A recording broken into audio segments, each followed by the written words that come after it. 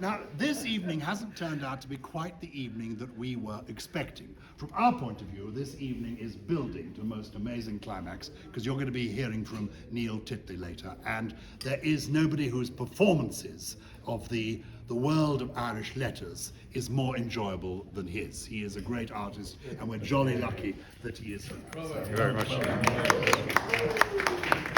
But the early part of the evening, we thought was going to be a co-mingling of the Oscar Wilde Society and the Sherlock Holmes Society of London. Now, I met some years ago an American academic who was doing a survey of the literary societies of Europe, and she had discovered that you could, at quite a distance, tell certainly the Elizabeth Gaskell Society from the Jane Austen Society. The Mrs. Gaskell's people were all wearing cardigans. And I have to tell you, this evening, you could certainly tell our crowd from the delightful people who are the Sherlock Holmes Society, who are wearing raincoats and drinking beer next door.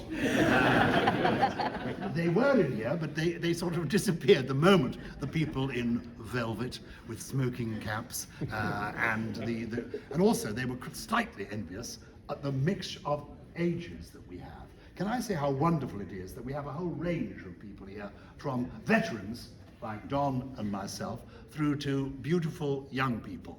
Of course, inwardly, we're all beautiful young people. This is an evening where everybody has a portrait in a schoolroom in the attic. So it's wonderful to be with the beautiful people. But I'm sorry there wasn't the co-mingling, because, as you know, Arthur Conan Doyle met Oscar Wilde on that famous night at the Langham Hotel, and there's a wonderful account in Arthur Conan Doyle's autobiography of what Oscar was like as a conversationalist, what a generous conversationalist he was, how there was give as well as take. And that one always has to remember, and those of you who don't know me and haven't heard me speak before may not know that I have a very special connection with Oscar Wilde, I feel, because as a child I went to a school where Oscar's eldest son, Cyril, had been a pupil. The school was founded in 1893, and one of the first children at the school was Cyril Wilde, later Cyril Holland. And Cyril was sent there, and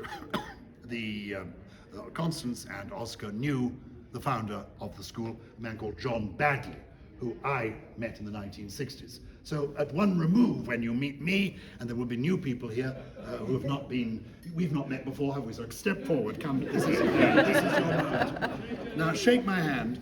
You are now shaking the hand that shook the hand that held the pen that wrote The Importance of Being Earnest. Yay! So that's quite exciting. That's it. Well, actually, you clearly want more. I was also, it must be said, a friend of Christopher Robin Milne. You've heard of Christopher Robin, Winnie the Pooh stories, yes? Excellent. Who was a bookseller and a delightful man, and he was a friend of mine. Shake my hand. You're now shaking the hand that shook the hand that held the paw of Winnie the Pooh. Yes. So that's as good as it gets. So but I just want to salute you. It's well known that nobody is forgotten until their name is mentioned for the last time. And one of the things that we do is we keep the name of Oscar Wilde alive. And I love this society because it is both fun. We celebrate his work, his poetry, his drama, his epigrams. We celebrate his life, and in a fun way, but also in a scholarly way. I think the work in the Wildean is just wonderful. It gives us a kind of international authority.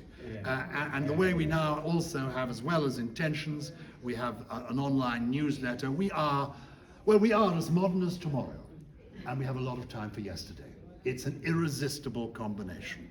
So what I want you to do, please, now, before we can mingle for a few minutes more, then we go into the dining room, I will be seated there, happy to sign my book, which contains an entire chapter on Oscar Wilde, and indeed on the story, in a way, of homosexual law reform in our time.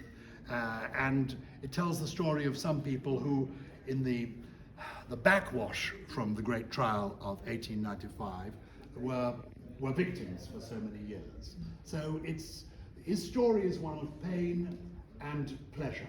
And for me, the great advantage of having, as a small boy, known this old gentleman, Mr. Badley, who was the founder of my school, is I was introduced to Oscar by a teacher who never mentioned the scandal to me. So for my Oscar, when I was a child, we all see him, so many of us see him through the prism of his downfall. Tim, the chairman of the club, referred to the famous film, and of course we later saw and loved, I'm sure all of us, Rupert Everett's extraordinary film more recently.